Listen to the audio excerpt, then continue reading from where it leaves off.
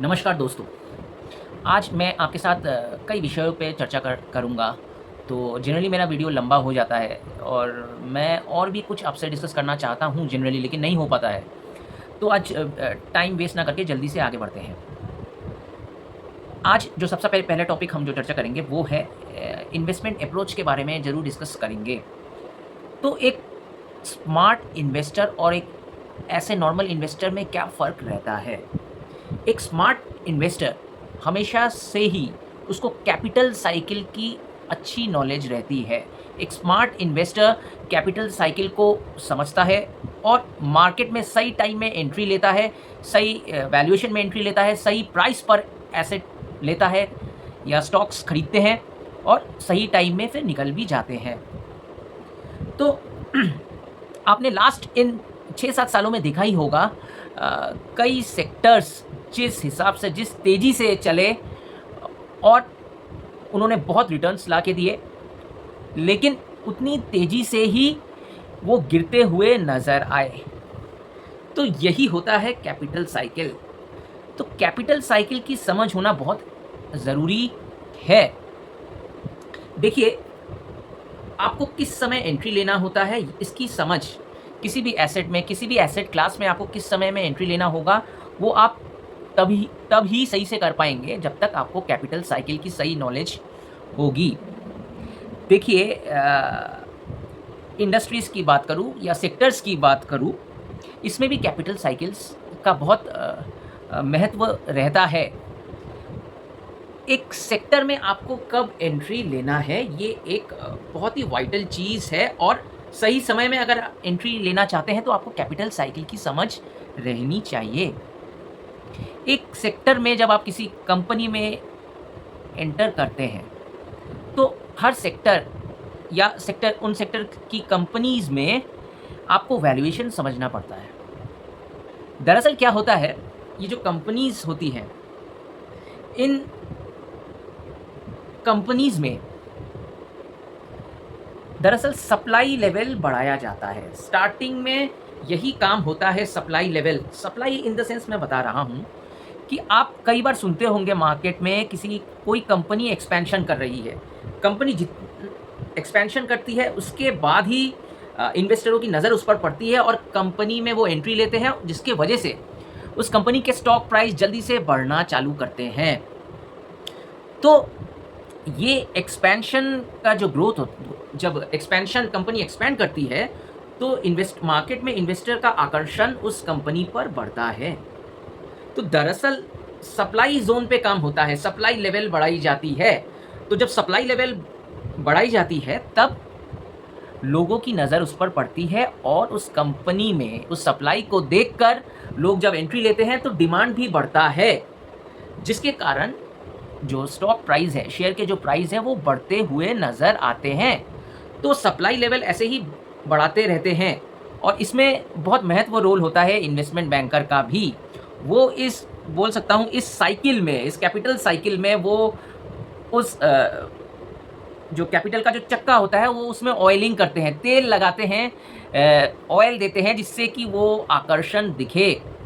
और उस इंडस्ट्रीज़ में भी ये इंडस्ट्रियल या सेक्टर में भी यही चलता है कि ये सेक्टर अब उठने वाला है, जिसके कारण उस सेक्टर के जो कंपनीज़ होते हैं, उस सेक्टर्स में भी जनरली जो इन्वेस्टमेंट बैंकर होते हैं वो आईपीओज़ लॉन्च करते हैं, वो फंड भी रेज़ करते हैं उस कंपनी में जाके अलॉटमेंट हो सके और उसको एक अच्छा वैल्यूएशन दे सके, जिसके कारण इन्वेस्टरों की नज़र उस सेक्टर पर बढ़े। तो इस तरीके से सप्लाई लेवल जब बढ़ता रहता है, लोगों की डिमांड भी जब बढ़ती रहती है, सब दूसरे हर किसी की नज़र जब उस सेक्टर पे पड़ती है, जिसके कारण उस सेक्टर में कई कंपनीज़ और आ जाती हैं, क्योंकि वो उस समय प्रॉफ़िट देता है। तो उस लुक्रेटिव प्रॉफ़िट को देखकर कई और कॉम्पिटिटर्स, एक कंपनी रहती है उसके बाद कई और कॉम्पिटिटर्स जब एंट्री लेते हैं, तो उसमें क्या होता है, जो प्रोडक्ट की जो एक कंपनी तैयार करती थी, तो वो प्रोडक्ट को जिस दाम पे बेचती थी, जब कई कंपटीटर्स आ जाते हैं, वही प्रोडक्ट अब लो कॉस्ट में बिकना चालू होता है।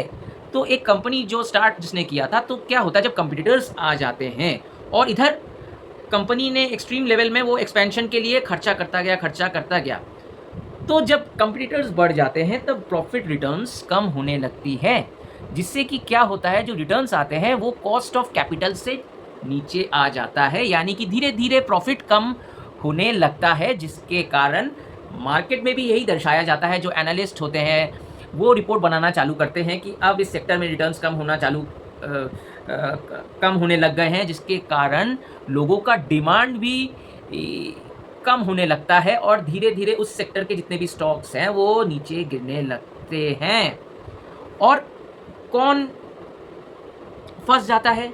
जो उस सेक्टर में लेट एंट्री लेता है, जब वो भाग गया होता है उसके बाद जो एंट्री लेते हैं। जो मैक्सिमम रिटेल इन्वेस्टर्स यही गलती करते हैं, वो देर में एंट्री लेते हैं और बड़ा लॉस बुक करके जाते हैं। तो यही कहना है कि एक्सपेंशन, ये कंपनीज क्या होती है, एक्सपेंशन करते करते इन लोग ओवर एक्सपेंशन कर देते हैं, जितनी ज़रूरत नहीं है उससे ज़्यादा कैपेसिटी वो तैयार कर लेते हैं, और जब डिमांड कम हो जाती है तो जिसके कारण ये कंपनीज के स्टॉक प्राइस और प्रॉफिट भी गिरने लगती है। तो यही चीज़ होता है, ये साइकिल, हर सेक्टर इस कैपिटल साइकिल से होकर गुजरता है। इसीलिए मीन रिवर्जन का भी नॉलेज होना बहुत ज़रूरी है कि किस टाइम में कौन सा सेक्टर पुल बैक करेगा या किस जगह से ऊपर से वो सेक्टर नीचे आएगा। तो इसकी नॉलेज अगर रहती है तो सही टाइम में एंट्री ले इन्वेस्टर सही टाइम में एंट्री ले पाएंगे, क्योंकि अच्छा प्रॉफिट तभी बनता है जब आप किसी कंपनी को कम वैल्यूएशन में, अच्छे वैल्यूएशन में खरीदेंगे, तभी मुनाफा मिलेगा। तो इसकी समझ हमेशा से ही, एक अच्छे इन्वेस्टर अगर आप बनना चाहते हैं तो इसकी समझ आपको ज़रूर रखनी चाहिए इन डिटेल। तो यही चीज़ मैं कहना चाह रहा हूँ, इसको रिलेट करना चाह रहा हूँ कि लास्ट 18 महीने से जिस हिसाब से प्रेशियस मेटल्स में तेज़ी दिखते हुए नज़र आई, जिसके कारण जो माइनिंग कंपनीज़ हैं इंडिया में, उनके जो प्राइस है, एल्यूमिनियम कंपनीज़ हैं या जो माइनिंग कंपनीज़ हैं और प्रेशियस मेटल्स की जो माइनिंग करती हैं, उनके भी प्राइजेस करीब करीब कई स्टॉक्स के तो 2 गुना बढ़ गए हैं। तो ये 2 गुना बढ़ने पर इस समय अगर आप एंट्री लेंगे तो आपका एंट्री गलत होगा। तो आपको इसकी समझ ज़रूर रखना चाहिए। तो पोर्टफोलियो एलोकेशन की भी अगर मैं बात करता हूँ, पोर्टफोलियो एलोकेशन में भी ये चीज़ आपको हमेशा से ही नज़र रखनी चाहिए। केवल ग्रोथ पर ही अगर नज़र रखेंगे, ग्रोथ पर ही नज़र रखेंगे, आप मोमेंटम स्टॉक्स में एंट्री लेंगे, आपको मोमेंटम तो मिलेगा, लेकिन लंबे समय के लिए आप अगर सोचते हैं तो वो तेज़ी से ऊपर जाएगा, और आप उस लेवल में अगर लेंगे तो वो तेज़ी से फिर उसके बाद नीचे आ जाता है, जिसके लिए अभी भी आप देख पा रहे हैं कई जो रिटेल निवेशक हैं जो स्टॉक मार्केट में इन्वेस्ट करते हैं और कर रहे हैं लास्ट 2019 के बाद से, उनके पोर्टफोलियो इसीलिए लाल दिखते हुए नज़र आ रहे हैं। तो आपको ग्रोथ के साथ आपको वैल्यू भी देखना पड़ता है। आपको उन सेक्टर पर हमेशा ही आपको नज़र रखना है जिन सेक्टर से लोगों की नज़र हट गई है और वो सेक्टर्स करीब बहुत नीचे गिर गए हैं जिन लेवल्स में वो एक समय हुआ करते थे।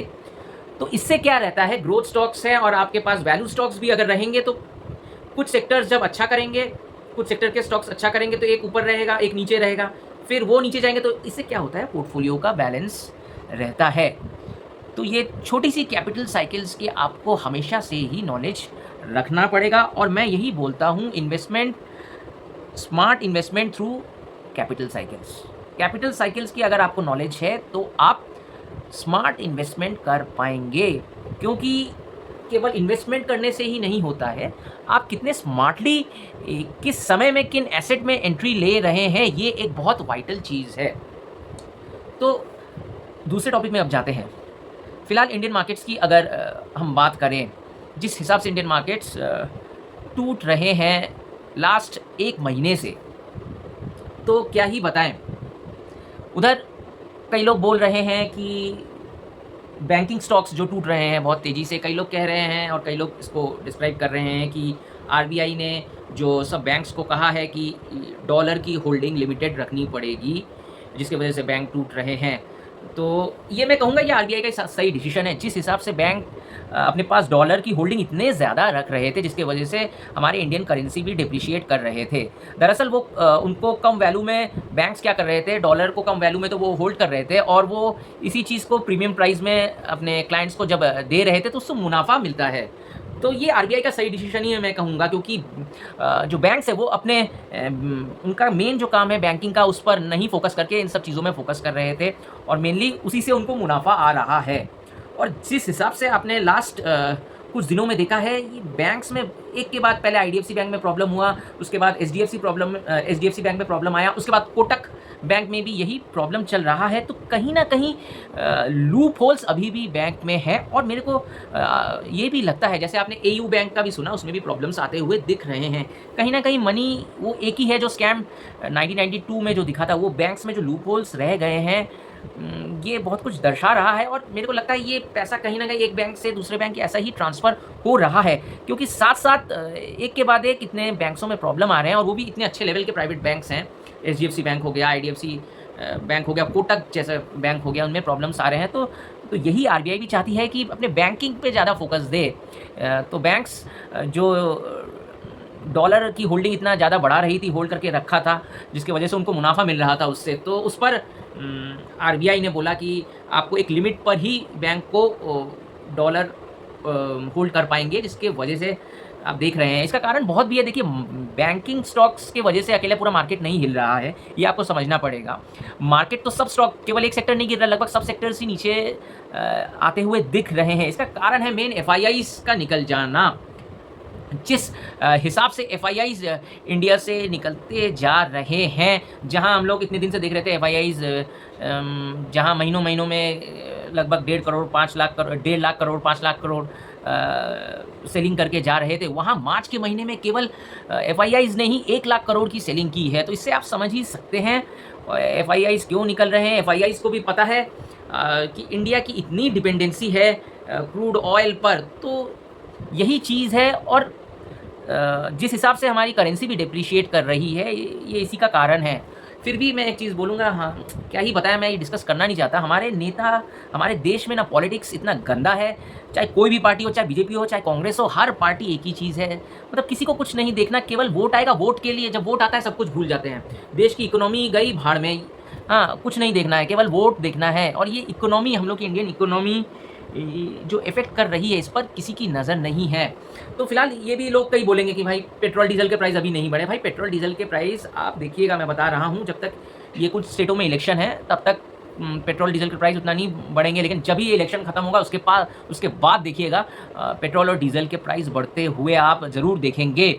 तब आपको समझ में आएगा क्या है। ये लोगों को भी पता है, सब कुछ ही पता है, लेकिन हमारे देश में पॉलिटिक्स ही ऐसा है, क्या ही बताएं। सब सरकार एक ही है, किसी से उम्मीद रखना ही बेकार है, क्योंकि देश की इकोनॉमी पर किसी की नज़र नहीं है कि करेंसी डिप्रिशिएट हो रहा है। इतने दिनों से करेंसी डिप्रिशिएट करते जा रहा है, और तभी भी किसी की नज़र नहीं। किसी को मतलब 10 साल से बोलते गए कि manufacturing hub, manufacturing hub, manufacturing hub. Manufacturing कहाँ से होगा? आप आर&डी और इनोवेशन में कुछ खर्च नहीं करते हैं, तो क्या है? दूसरे देशों में देखिए, चाइना, यूएस जैसे देशों में रिसर्च एंड डेवलपमेंट में कितना खर्च होता है। उस मतलब इंडिया में तो कुछ भी नहीं करते हैं। तो आप आर&डी पे अगर जोर नहीं देंगे, इनोवेशन में नहीं जोर देंगे, तो कहाँ से मैन्युफैक्चरिंग हब आप बन पाएंगे? मेरे को समझ में नहीं आता है। इसमें ये कहना ही बेकार है। तो क्रूड ऑयल के प्राइसेस इस तरीके से अगर बढ़ते रहे, और इंडिया की डिपेंडेंसी जिस हिसाब से क्रूड ऑयल पर इतनी ज़्यादा है, तो इकोनॉमी तो ज़रूर हिट करेगी, और इसको थोड़ा सीरियसली देखना चाहिए। क्योंकि देखिए एक चीज़ समझ में आ रहा है, जब सब जगह दिखाया जा रहा है, देखिए एलपीजी के दाम, एलपीजी सिलेंडर, मतलब क्या ही बताएं कि एलपीजी सिलेंडर के दाम जहां 3,000 पे पहले ब्लैक मार्केटिंग हो रही थी, अब 5,000 रुपये पर सिलेंडर ब्लैक मार्केटिंग हो रहा है। ऐसा नहीं है कि सप्लाई की कमी है, ये ब्लैक मार्केटिंग हो रहा है सिचुएशन को देख के, लेकिन इस पर किसी की नज़र नहीं जा रही है। ब्लैक मार्केटिंग का कारण है कि जो कि 3-4 दिन में, जो 2-3 दिन में सिलेंडर्स मतलब आया करते थे, आ जाया करते थे बुक करने के बाद, वो अब 16-17 दिन बाद आ रहे हैं, और इसी चीज़ का फ़ायदा उठा रहे हैं बाज़ार में। तो इस पर किसी की नज़र नहीं है, और लोगों को प्रॉब्लम तो ज़रूर फेस करना पड़ रहा है। और कुछ दिनों बाद मेरे को ये भी लगता है, ऐसा ही अगर चलता रहे, पेट्रोल डीजल के प्राइसेस भी बढ़ेंगे, सीएनजी के प्राइसेस अगर बढ़ जाएंगे, तो मेरे को समझ में नहीं आ रहा, ट्रांसपोर्टेशन, ऑटो चलना आप दिखना बंद हो जाएगा। मैं डरा नहीं रहा हूँ, मैं कुछ फैक्ट्स आपके सामने रख रहा हूँ। तो इंडियन इकोनॉमी सीरियस प्रॉब्लम में, वर्ल्ड इकोनॉमी सीरियस प्रॉब्लम में है। तो यही मैं कहना चाहूँगा कि मार्केट में भी सोच समझकर आपको अगर प्रॉफ़िट मिल रहा है तो आप स्मार्टली प्रॉफ़िट निकाल के आप बुक करना सीख लीजिए ऐसे मार्केट में। वो आप सोच रहे हैं कि प्रॉफ़िट आप बाद में निकालेंगे, या तो आप पोर्टफ़ोलियो देखना बंद कर दें। आप पोर्टफ़ोलियो देखना बंद कर दें, आप कुछ मत करिए। नहीं तो क्या हो रहा है, जनरली इन्वेस्टर्स लोग एंट्री ले रहे हैं, प्रॉफ़िट मिल रहा है, फिर कुछ दिनों बाद वहाँ से धड़ाके से नीचे आ रहा है, फिर लाल हो जा रहा है पोर्टफ़ोलियो उनका। तो बहुत स्मार्टली इस समय काम करना पड़ेगा। किसी भी फोमो में, पुल बैक मार्केट में आपको दिखते हुए मिलेंगे, उस फोमो में मत फँस जाइएगा। अभी भी मार्केट में कोई मतलब जैसे जियोपॉलिटिकल कंडीशन है, पूरी अनसर्टेनिटी बनी हुई है, मार्केट में इम्प्रूवमेंट इतना जल्दी आपको नहीं दिखेगा। एफआईआईज़ जब तक नहीं आते हैं, एफआईआईज़ अगर ऐसा ही बेचते रहे तो मार्केट आपको नीचे आते हुए दिखेंगे। और बहुत ही स्मार्टली इस समय ऐसा नहीं है आपको दिखाना है, सबको हर्षद मेहता बनना है, मैं खरीदना चालू कर दूँ, ये हर लेवल्स में अगर खरीदेंगे तो आप पूरी तरीके से फँसेंगे। बार-बार बोल रहा हूँ, स्मार्टली आपको इन्वेस्ट करना है। अगर इन्वेस्ट कर रहे हैं, लेवल्स अगर आप ले भी रहे हैं, तो आप किसी स्टॉक में एंट्री ले रहे हैं तो उसके रेजिस्टेंस और सपोर्ट ज़ोन देखिए, सही सपोर्ट लेवल पे आप बाई करिए बार-बार, मैं बता रहा हूँ। तो यही है, देखिए कल क्या मार्केट खुलता है, कल हो सकता है थोड़ा पुल बैक दिखे, लेकिन अभी भी मैं बोलूँगा फोमो, किसी भी फोमो में मत फँसिए।